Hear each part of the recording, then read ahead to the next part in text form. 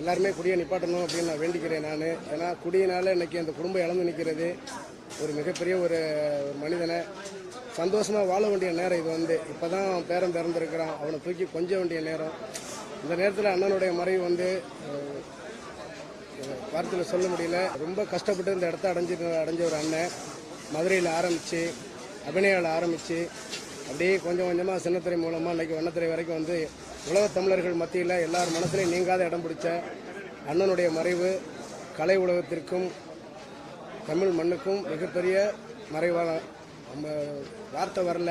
என்னுடைய ஆழ்ந்த அனுபவங்களை நான் குடும்பத்துக்கு தெரிவிச்சுக்கிறேன். அண்ணனுடைய மறைவை ஒரு பாடமாக எடுத்துக்கிறேங்க.